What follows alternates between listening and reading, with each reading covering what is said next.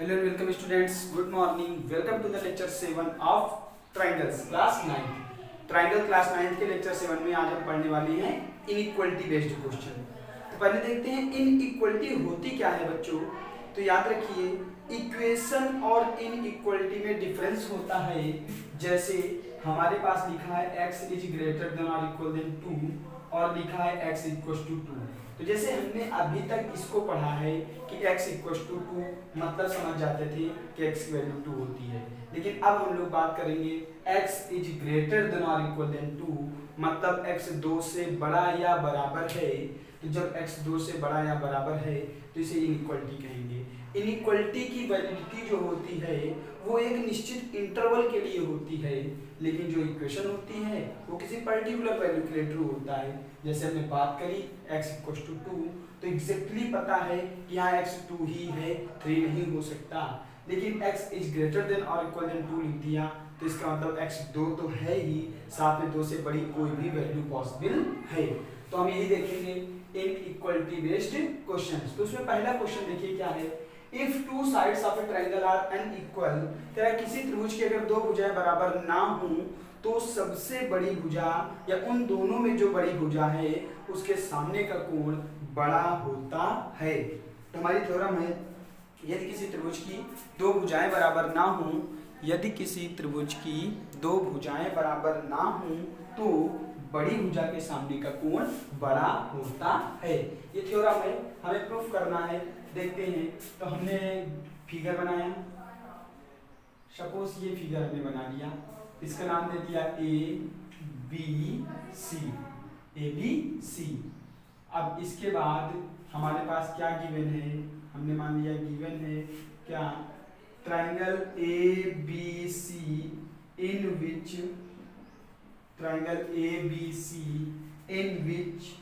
AC is greater than AB, AC is greater than AB। त्रिभुज ABC जिसमें AC जो है AB से बड़ा है। तो हमें प्रूफ क्या करना होगा, टू प्रूफ सिद्ध करना है क्या, AC के सामने का angle B is greater then AB के सामने का एंगल C। हमें ये प्रूफ करना है। तो देखिए इसके लिए हमें कंस्ट्रक्शन की जरूरत पड़ेगी। तो देखते हैं कंस्ट्रक्शन क्या होता है। तो देखिए हमारा कंस्ट्रक्शन क्या करना है, यहाँ पे हमें टेक ए पॉइंट लिखेंगे, टेक एनी पॉइंट, हमने मान लिया एक पॉइंट ये ले लेते हैं P, take any point P on the side AC such that what AP is equals to AB। ये देखिए हमने क्या किया है, इसको मैं ऐसे रफ कर देता हूँ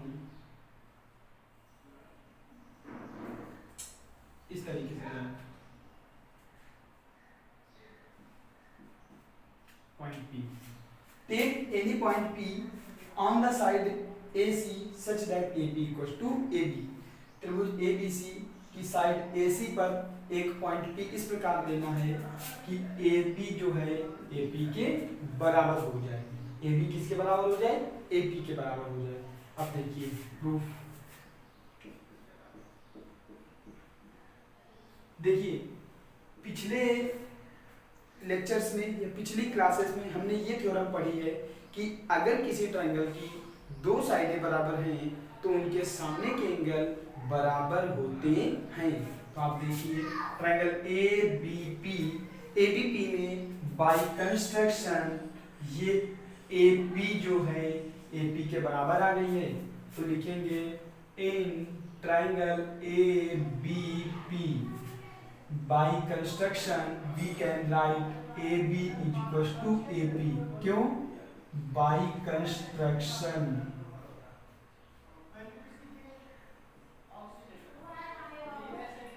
रचना से, बाय कंस्ट्रक्शन AB किसके बराबर है, AP की। अब एक बात समझिए, अगर ए बी ए पी के बराबर है तो अगर इसको मैं एंगल 1 नाम दूं, इसको मैं एंगल 2 नाम दूं, तो मैं कह सकता हूं angle 1 is equal to angle 2। क्या कह सकता हूं? Angle 1 is equal to angle 2। बात क्लियर है भाई? एंगल 1 एंगल 2 से बराबर है। क्यों? क्योंकि ये दोनों ट्रायंगल्स आपस में बराबर हैं, ट्रायंगल्स की साइडें बराबर है। अब एक बात देखिए, अगर angle 1 is equal to angle 2 है और इसमें मैं 2 अगर जोड़ दूं, इस ट्रायंगल का नाम मैं दे दूं 3, इस एंगल का नाम मैं क्या दे दूं 3। तो अगर एंगल 1 एंगल 2 से बराबर है तो अगर हम एंगल 1 में कुछ भी ऐड करेंगे तो 2 से बड़ा हो जाएगा कि नहीं? जैसे x बराबर y है, अगर x बराबर y है तो हम x बराबर y में अगर कुछ भी जोड़, अगर x y के बराबर है तो x में कुछ भी आप जोड़ोगे तो y से बड़ा ही हो जाएगा। जैसे एंगल 1 बराबर एंगल 2 है तो हम लिख सकते हैं angle 1 plus angle 3 is greater then angle 2। Angle 1 अगर एंगल 2 के बराबर है तो angle 1 plus angle 3 is greater then angle 2। अब देखिए एंगल 1 प्लस एंगल 3 को हम एंगल ए बी सी लिख सकते हैं। एंगल 1 प्लस एंगल 3 को, एंगल 1 प्लस 3 को हम क्या लिख सकते हैं? ए बी सी लिख सकते हैं। तो A B C is greater than, A B C is greater than. अब देखिए ध्यान से क्या होगा, एंगल 2 को हम क्या लिख सकते हैं? एंगल 2 इक्वेशन नंबर हो गई हमारी फर्स्ट। जो ABC है वो एंगल 2 से बड़ा है, इस बात की क्लियरिटी हो गई। अब एक बात समझिए, क्या? बिल्कुल ध्यान से देखिए, इन ट्राइंगल PBC, PBC आपको दिखा, PBC में एक्सटीरियर एंगल थ्योरम बहिष्कोण प्रमेय देखिए, मैंने बहिष्कोण प्रमेय भी प्रूफ कराई है।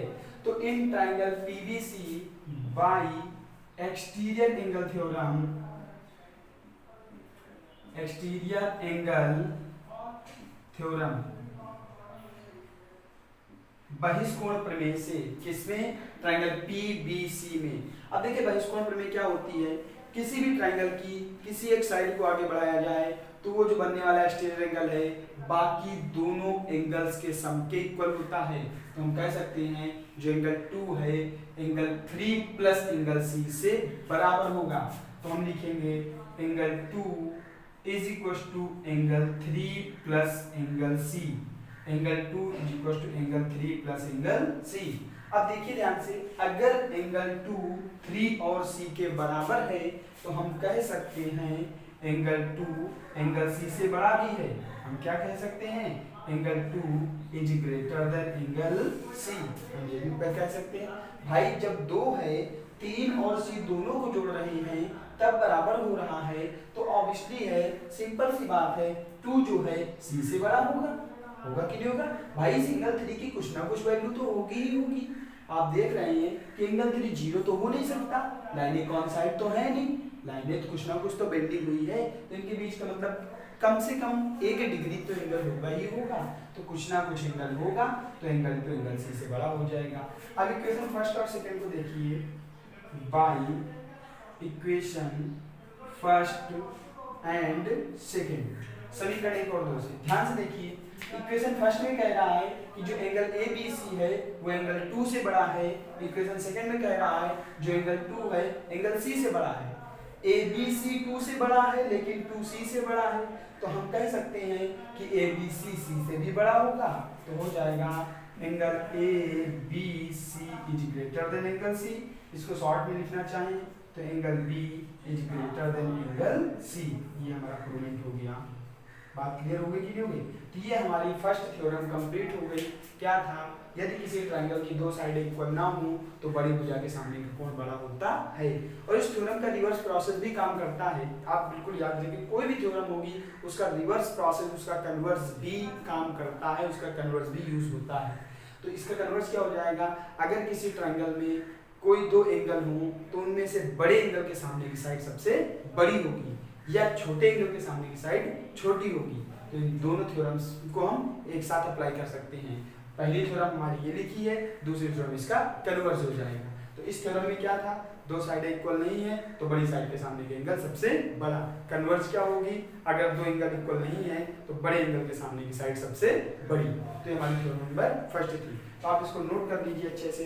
फिर हम देखते हैं थ्योरम नंबर सेकेंड। तो थ्योरम नंबर सेकेंड हमारी क्या है, देखिए थ्योरम नंबर सेकेंड क्या है, the sum of two sides of a triangle is greater than third side. हमें दिखाना है किसी त्रिभुज में दो भुजाओं का योगफल सदैव तीसरी भुजा से बड़ा होता है। The sum of two sides of a triangle is greater than third side. तो देखते हैं किसी त्रिभुज में दो भुजाओं का योगफल तीसरी भुजा से बड़ा होता है। तो इसके लिए हमने मान लिया क्या कि कोई ट्राइंगल हमारे पास है। Suppose we have a triangle ABC। हमने क्या मान लिया, ट्राइंगल, तो हमने लिखा क्या है, गिवन ट्राइंगल ABC। हमने मान लिया ट्राइंगल ABC है, तो ये A है, ये B है, ये C है। तो the sum of two sides of a triangle, तो हमें प्रूफ क्या करना है, क्या प्रूफ करना है, किन्हीं भी दो का सम तीसरे से बड़ा। मतलब अगर हम BC प्लस AC को जोड़ें तो वो ग्रेटर देन AB होगा, या फिर AB और BC को जोड़ें तो ग्रेटर देन क्या होगा, CA होगा, या फिर हम AB और प्लस CA को जोड़ें तो ग्रेटर देन BC होगा। AB plus BC is greater then CA, AB plus CA is greater then AB, BC plus CA, BC plus AC लिखूं या मैं इसे भी CA लिख दूं, BC plus CA is greater then AB। हमें ये प्रूफ करना है, क्या प्रूफ करना है कि किसी त्रिभुज में दो भुजाओं का योगफल सदैव तीसरी भुजा से बड़ा होता है। तो हमें ये प्रूफ करना है, बात क्लियर है। तो देखिए इसको कैसे प्रूफ करेंगे, मैंने बताया है किसी भी थ्योरम को प्रूफ करना है तो कंस्ट्रक्शन की जरूरत पड़ती है, लेकिन हर थ्योरम में नहीं। जहाँ पे हमें जरूरत होती है वहाँ हम कंस्ट्रक्शन कर सकते हैं। देखिए हम यहाँ पे कंस्ट्रक्शन करेंगे,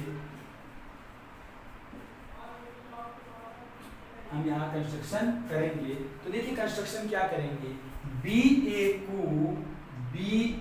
को बढ़ाएंगे कहाँ तक, D तक। BA को D तक बढ़ाया, इस प्रकार बढ़ाया कि AD किसके बराबर हो जाए, AC के। तो लिखेंगे produce BA to D such that AC is equals to AD। ये हमारी कंस्ट्रक्शन है, इस बात को आप बिल्कुल याद रखेंगे। BA को D तक इस प्रकार बढ़ाया, BA को D तक इस प्रकार बढ़ाया जिससे AC बराबर AD हो जाए। तो BA को D तक इस प्रकार बढ़ा दिया और फिर इसके बाद C से D को ज्वाइन कर लिया, ज्वाइन CD। किसको ज्वाइन करेंगे, C से D को ज्वाइन कर लेंगे। बात क्लियर हो गई, तो लिखेंगे ज्वाइन CD, ये हमारी हो गई। BA को D तक बढ़ा दिया, इस प्रकार बढ़ा दिया कि AC AD के बराबर हो जाए और CD को मिला दिया।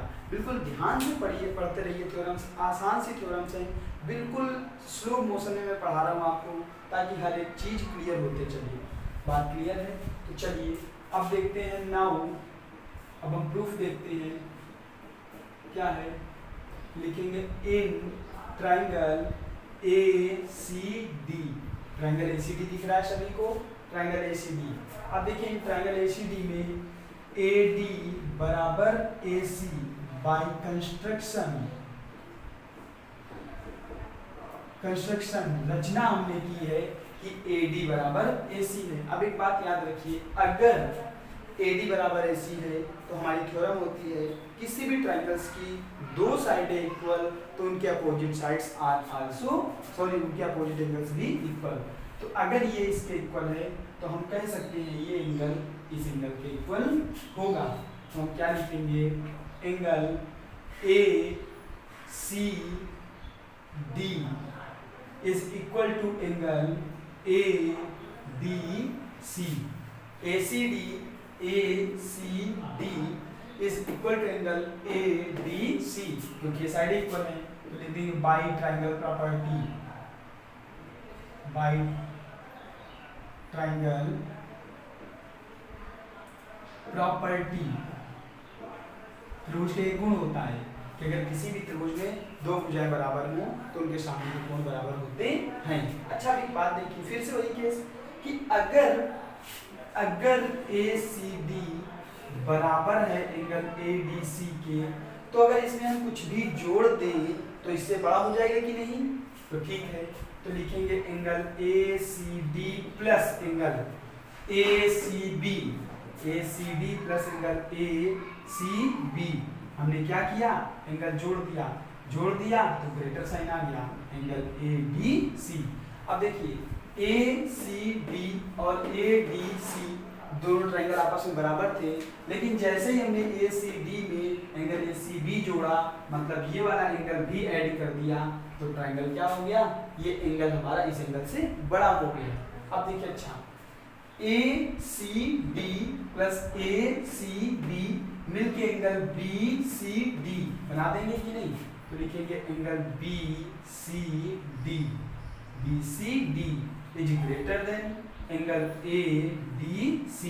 बात क्लियर है? चलिए ठीक है। अब इसके बाद एक बात देखिए, अभी मैंने जो थ्योरम पहले प्रूफ करी कि बड़ी भुजा के सामने का कोण बड़ा होता है, तो हम ये भी तो कर सकते हैं बड़े कोण के सामने की भुजा भी बड़ी होगी। तो देखिए एंगल BCD इसके सामने का एंगल क्या है? BD। तो BD इज ग्रेटर देन और BCD के सामने की साइड क्या है? BD। BCD के सामने की साइड BD, तो BD is greater then ADC लिखा, ADC के सामने की साइड क्या है? BC, तो BD is greater than BC। हमारा क्या आ गया? BD is greater than BC। लेकिन हमें तो यहाँ BD लाना भी नहीं है, तो आप कुछ नहीं करिए, BD को ब्रेक कर सकते हैं। कैसे? BA plus AD is greater than BC, BA plus AD is greater than BC। ये हम लिख सकते हैं कि नहीं? कि BD को हम लिख सकते हैं BA प्लस AD। आप यहाँ शो कर दीजिए BD is equal to BA plus AD। अब एक बात और समझिए, लेकिन जो AD है वो AC के बराबर है, यहाँ लिख सकते हैं BA plus AC is greater than BC। क्यों? यहाँ पे हम लिखा देंगे AC is equal to AD। तो जहाँ पे AD लिखा था वहाँ पे हमने AC लिख दिया, तो इसको हमने सही कर दिया, AB plus AC is greater than BC। तो ये हमारा प्रूफ हो गया कि किसी भी ट्रायंगल में दो साइडों का सम तीसरी साइड से बड़ा होता है। किसी त्रिभुज में दो भुजाओं का योगफल सदैव तीसरी भुजा से बड़ा होता है। इसी प्रकार हम प्रूफ कर सकते हैं अदर रिजल्ट भी।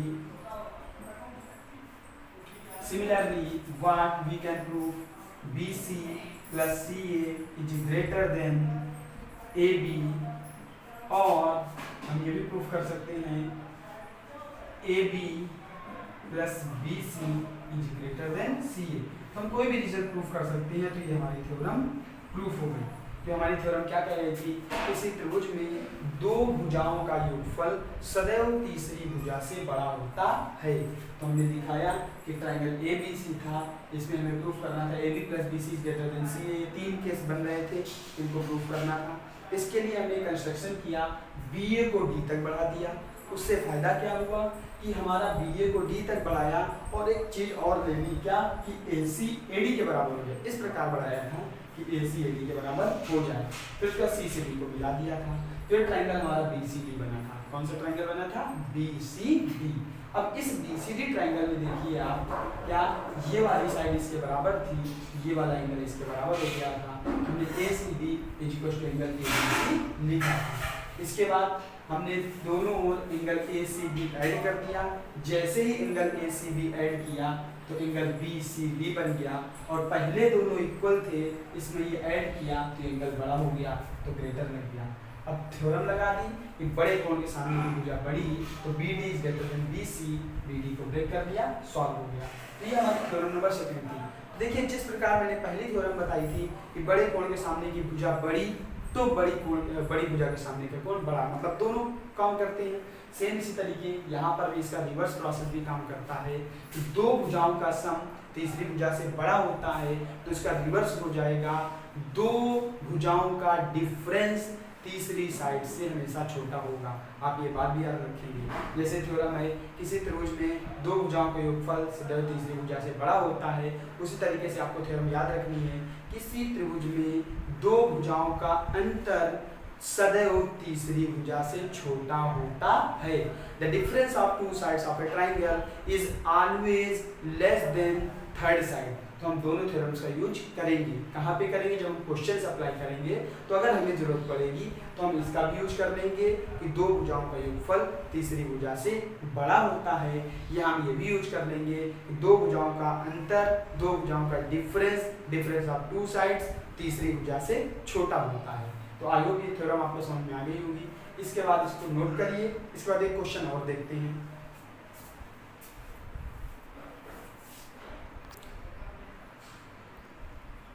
तो थर्ड थ्योरम हम देखते हैं। आसान सी थ्योरम है। थर्ड थ्योरम को हम बिल्कुल इजीली सॉल्व करेंगे। वो क्या थ्योरम है? देखिए ओरल सी थ्योरम है, इसको हमें केवल थोड़ा सा समझना है, बाकी कुछ नहीं करना है। क्या है कि हमें ये याद रखना है कि अगर कोई स्ट्रेट लाइन है या लाइन सेगमेंट है, उसकी किसी पॉइंट से डिस्टेंस निकाली जाए, अगर कोई लाइन सेगमेंट है उसकी किसी पॉइंट से डिस्टेंस निकाली जाए तो सारी डिस्टेंसेस में से जो परपेंडिकुलर डिस्टेंस होती है वो सबसे छोटी होती है। हमें याद रखना है सभी डिस्टेंसेस में से परपेंडिकुलर डिस्टेंस सबसे छोटी होती है। Sum of in all the distances of a point from a line is perpendicular distance is minimum. तो मैं इसे लिख देता हूँ, the distance of a point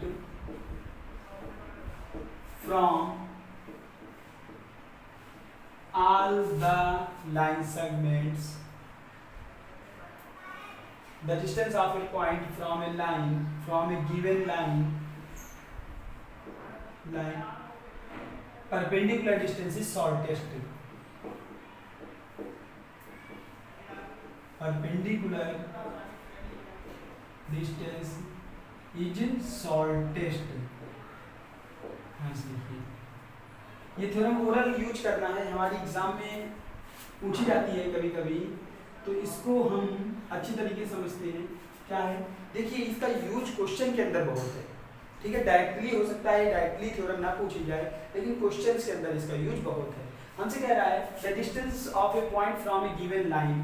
हमने मान लिया कि ये ए बी कोई एक गिवन लाइन है और कोई पॉइंट ये हो गया, तो हमसे कह रहा है इस पॉइंट की ए बी से जो डिस्टेंस होगी उनमें जो परपेंडिकुलर डिस्टेंस होगी वो सबसे छोटी होगी या शॉर्टेस्ट होगी। तो अगर हम इसकी बात करें पी एम, क्या बात करें? पी एम, तो हमें दिखाना है P M is the shortest distance, P M जो है शॉर्टेस्ट डिस्टेंस है in from A B to A B मैं लिख सकता हूँ distance to A B. A B पर जो पी एम है सबसे छोटी डिस्टेंस है। तो देखिए हमें इसके लिए प्रूफ करना है, टू प्रूव। अब देखिए कंस्ट्रक्शन करेंगे। अगर हम कंस्ट्रक्शन करेंगे तो हम लिखेंगे take any another point on take any another point on AB और इस पॉइंट का नाम लिख दीजिए N। उस पॉइंट को हम क्या कहेंगे? N कहेंगे। हमने AB पर कोई एक पॉइंट और ले लिया, उसका नाम क्या दिया? N। तो सपोज ये हो गया N। अब देखिए ध्यान से हम क्या करेंगे, P से N को मिलाएंगे, ज्वाइन PN। किसको मिला दिया? P से N को मिला दिया। क्लियर? हमने किया क्या?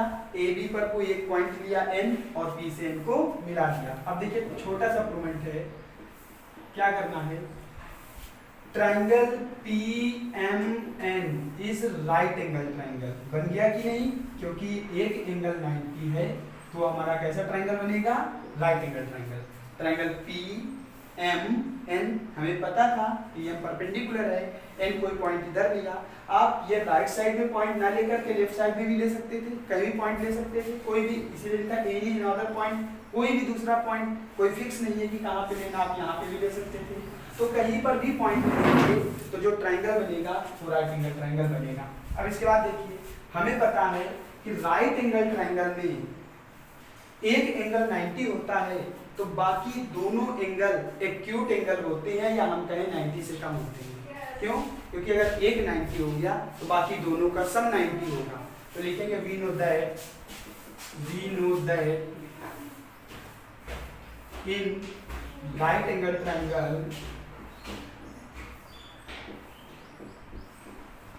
Triangle other two angles are always acute angle। ये बात हमें याद रखनी है कि किसी भी राइट एंगल ट्रायंगल में बाकी दोनों कोण हमेशा एक्यूट एंगल होंगे, और एक्यूट एंगल हमेशा राइट एंगल से क्या होता है, छोटा। तो हम क्या लिख सकते हैं, angle P M N is greater than, देखिए एंगल जो पी एम एन है ये इससे भी बड़ा होगा एंगल n, और we can write angle PMN is greater than angle P, दोनों से बड़ा होगा। अब देखिए ध्यान से, इसको हम ऐसे भी लिख सकते हैं angle N is less than angle PMN, और angle P is less than angle PMN। अब देखिए एंगल N जो है ये भी इस एंगल से छोटा है, एंगल ये वाला है ये भी इस एंगल से छोटा है। अब अभी हमने थ्योरम प्रूफ करी थी कि बड़े साइड के सामने के एंगल सबसे बड़ा और छोटे साइड के सामने के एंगल सबसे छोटा, और उसी से रिवर्स थ्योरम प्रूफ करी कि बड़े एंगल के सामने की साइड सबसे बड़ी और छोटे एंगल के सामने की साइड सबसे छोटी। तो एंगल N के सामने की साइड क्या है, PM, PM is less than angle PMN, PMN के सामने की साइड क्या है, PM। तो PM is less than PN आ गया, और अब एंगल P के सामने की साइड यहाँ लिख सकते हैं क्या, MN, एंगल P के सामने की साइड क्या हो जाएगी, MN is less than angle PMN, PMN। तो हमारे क्या आ गया, PMN के सामने की साइड PM। तो आप देखिए अगर हम इन दोनों में कंपेयरिंग करें, इससे तो कोई मतलब नहीं है। हमने कहा था एक्सटर्नल पॉइंट, तो ये एन पॉइंट तो हमारा इसी लाइन पे था, तो इस रिजल्ट को हम निगलेक्ट नहीं कर सकते हैं। इस थ्योरम के लिए हमें केवल इस रिजल्ट पे काम करना है। तो हमने देखा कि जो PM लाइन है वो PN से क्या है, छोटी आई है। आप कोई भी पॉइंट लेंगे तो हर बार एक ट्रायंगल बनेगा। तो हमारी थ्योरम प्रूफ हो गई। What PM is less than PM, मतलब अगर किसी पॉइंट से किसी लाइन की डिस्टेंस निकालें तो जो परपेंडिकुलर डिस्टेंस होगी वो सबसे छोटी होगी। तो आप इस थ्योरम को घर पे लगाइए, और अगर कोई भी चीज़ नहीं समझ में आती है तो आप कमेंट करके हमसे पूछ सकते हैं। बाकी मिलते हैं नेक्स्ट क्लास में इन थ्योरम से बेस्ड क्वेश्चंस के साथ। Thanks for watching.